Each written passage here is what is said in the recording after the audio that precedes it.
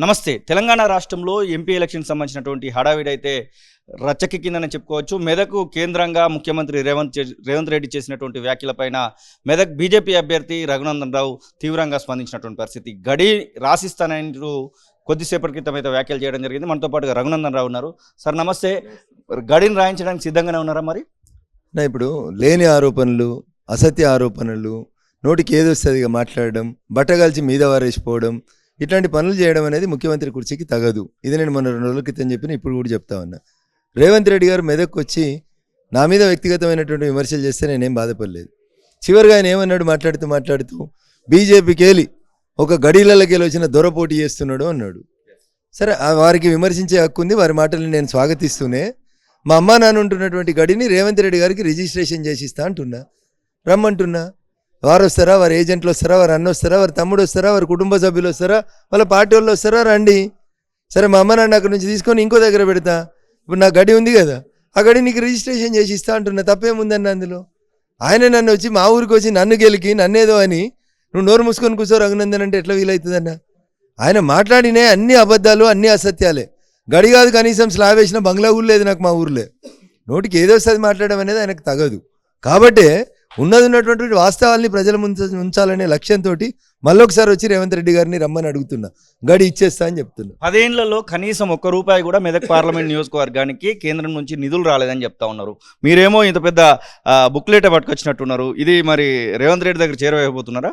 ఇప్పుడే కొరియర్ ద్వారా పంపిస్తా ఉన్నా, చేరాలని కోరుకుంటున్నా, ఆయన చదవాలని కూడా కోరుకుంటున్నా. చదివి మళ్ళీ ఎప్పుడన్నా చర్చకు వచ్చేటువంటి అవకాశం ఉంటే ఆ చర్చను అరేంజ్ చేయమని అడుగుతా ఉన్నా. నేనే ఒంటరికి వస్తా అని చెప్తా ఉన్నా. ఇప్పుడున్నటువంటి పరిస్థితులలో మీ 7 అసెంబ్లీ నియోజకవర్గాలలో ఒక్క ఎమ్మెల్యే కూడా లేడు. కనీసం ఒక్కరు కూడా లేనటువంటి ఈ తరుణంలో రఘునందన్ రావుకి ఏ కోణంలో పార్లమెంట్ ఎలక్షన్స్లో ఓట్లు పడతాయని అనుకుంటున్నారు? అసలు ఇప్పుడు 7 బీఆర్ఎస్ ఎమ్మెల్యేలు ఉన్నప్పుడు రేవంత్ రెడ్డి గెలవలేదా? మల్కాజిగిరిలో, కరీంనగర్లో బండి సంజయ్ గారు గెలవలేదా?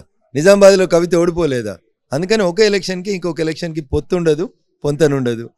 జూన్ 4వ తారీఖున తెలంగాణలో కూడా వికసించేది కమలం. ఆ కమల వికాసంలో మెదక్ కూడా ఉంటుంది. దాన్ని చూసి ఆ హరీష్ రావు, ఈ రేవంత్ రెడ్డి ఇద్దరు కూడా ఆనంద బాష్పాలు రాల్చాలని నేను వారిని కోరుకుంటా ఉన్నా. జూన్ 4 కంటే ముందే సూరత్ రిజల్ట్స్ వచ్చేసింది. సూరత్లో బీజేపీ పార్టీకి సంబంధించినటువంటి అభ్యర్థి గెలిచినటువంటి సందర్భం కనబడుతుంది. అలాగే ఇంకొక 2-3 ప్రాంతాలలో ఎమ్మెల్యేలు కూడా 5 ఇండిపెండెంట్గా అక్కడ ఉన్నటువంటి యునామినియస్గా గెలిచినటువంటి సందర్భం కనబడతా ఉంది. ఈ యొక్క పరిస్థితులను చూస్తూ ఉంటే ప్రజాస్వామ్యము ఒక రకంగా ఇది అపహాస్యం అవుతుందని చెప్పేసి రాజ్యాంగ నిపుణులు కొంతమంది మాట్లాడుతున్నారు. నిజంగానే అట్లాంటి పరిస్థితి ఉందా బీజేపీ వలన? సో వాళ్ళు మేధావులా, నిజంగా మేధావులా, సూడో ఇంటెలెక్చువల్సా నాకు తెలియదు. ఎవరు మాట్లాడినా కూడా నేను చూడలేదు. ఎమ్మెల్యే ఎలక్షన్లలో ఎవరు పోటీ చేయకపోతే కూడా మా తప్పేనా?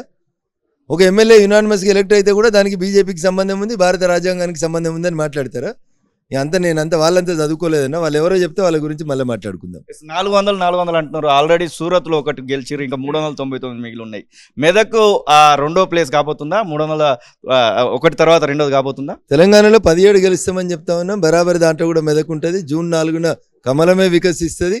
ఆ కమల వికాసంలో మా మెదక్ కూడా ఉంటుంది. హరీష్ రావు చెప్తున్నాడు, వెంకట్రామరెడ్డిని ఖచ్చితంగా గెలిపించుకుంటాము, కారు అడ్డా మెదక్ గడ్డ అని చెప్పేసి అతను మాట్లాడుతున్నాడు. వెంకట్రామరెడ్డికి దాదాపుగా అక్కడ వెంకట్రామరెడ్డి అభ్యర్థిలాగా అనిపించట్లేదు, హరీష్ రావే అభ్యర్థిలాగా తిరుగుతున్నటువంటి పరిస్థితి అయితే ఉంది. అట్లాంటి పరిస్థితిని ఏమన్నా అక్కడ మెదక్ ప్రజలు రిసీవ్ చేసుకోబోతున్నారా బీఆర్ఎస్ వైపుగా? హరీష్ రావునే రమ్మని రాదే, ఊక పంచాయతీ ఎందుకే? వాళ్ళని వీళ్ళని అంబట్ల తెడ్డును పెట్టి ఇది పంచాయతీ ఎందుకు? నువ్వే వచ్చి పోటీ చేయొచ్చు కదా. నువ్వు క్యాండిడేట్ లెక్క తిరుగుడు ఎందుకు? మీ మామను పెట్టు, లేకపోతే నీకు ధైర్యం లేకపోతే మీ మామని పెట్టు, తెలుసుకుందాం. ఇద్దరిట్లో ఎవరో ఒకలో మిగిలాలని కోరుకుంటే మిగులుదాం. Let the time decide, let the public of the Medak decide. అట్లాగా నేనెందుకు టెన్షన్ పడతా అన్న? వెంకట్రామరెడ్డి జిల్లా వాడు కాదు, హరీష్ రావు జిల్లా వాడు కాదు, పక్క జిల్లాలో పరాయి పెత్తనం మాకెందుకే వద్దని చెప్తున్నాం. రేవంత్ రెడ్డి, హరీష్ రావు ఇద్దరు మిత్రులు అని చెప్పేసి కొద్దిసేపటి కింద మీరు కామెంట్ చేయడం జరిగింది. ఆ మాట మీద నిలబడి ఉంటారా? నేను చెప్పిన కదా, A10389 ఎయిర్ ఇండియా విమానంలో 19వ తారీఖు రోజు రాత్రి ఇద్దరు దోస్తులు బిజినెస్ క్లాస్లో కలిసి కూర్చొని 2 గంటలు ట్రావెల్ చేసి మాట్లాడుకున్నారు. దానికి ఆ బిజినెస్ క్లాస్లో ఉన్న కొంతమంది బిజినెస్ మ్యాన్లు సాక్ష్యము, కొంతమంది వీడియోలు కూడా తీసే ప్రయత్నం చేసిండ్రు. ఇవన్నీ ఉన్నాయన్నా. వాళ్ళని వచ్చి ఇద్దరం రేవంత్ రెడ్డి సీఎం అయిన తర్వాత జరిగిందా? అరే, మొన్న కవితను జైలుకి తీసుకుపోయినాక మరదల్ని పరామర్శించేందుకు రిటర్న్ వచ్చేటప్పుడు హరీష్ గారు రేవంత్ రెడ్డి గారితో మాట్లాడుకొని వచ్చిన ముచ్చట కాదని చెప్పమను. 19 మార్చి 2024వ తారీఖు రోజు రాత్రి 10 గంటలకు ఎయిర్ ఇండియా విమానం A10389 విమానంలో గౌరవ ముఖ్యమంత్రి రేవంత్ రెడ్డి గారు, గౌరవ సిద్దిపేట ఎమ్మెల్యే గారు ఇద్దరు బిజినెస్ క్లాస్లో ట్రావెల్ చేయలేదని చెప్పమనుండ్రి. ముందుగాల టికెట్లు ఇస్తా, పక్క పక్కన కూర్చొని మాట్లాడుకోలేదని చెప్పమనుండ్రి. తర్వాత వీడియోలు ఇస్తా. ఒక మాటలో ఈ మొత్తం బుక్లెట్ లో ఎన్ని కోట్లకు సంబంధించినటువంటి వ్యయాన్ని మెదక్ పార్లమెంట్ నియోజకవర్గానికి కేంద్రం పెట్టింది? నేను టోటల్ చేయలేదన్నా, మీరు టోటల్ చేసి కొంచెం దాన్ని ప్రజలకు చెప్పమని విజ్ఞప్తి చేస్తాం. ఇది పరిస్థితి. ముఖ్యమంత్రి కార్యాలయానికి సెక్రటరియట్ లో 6వ అంతస్తులో ఉన్నటువంటి ముఖ్యమంత్రి కోసము ఈ యొక్క బుక్లెట్ అయితే రఘునందనరావు పంపిస్తున్నటువంటి సందర్భం అయితే కనబడతా ఉంది. ఖచ్చితంగా ఒక రచ్చకైతే ఎక్కినట్టుగా మెదక్ పార్లమెంట్ నియోజకవర్గం కేంద్రంగా పార్లమెంటు ఎన్నికల రచ్చకెక్కినట్టుగా మాత్రం కనబడతా ఉంది. కెమెరా పర్సన్ సతీష్తో శ్రీనివాస్, తొలి వెలుగు, హైదరాబాద్.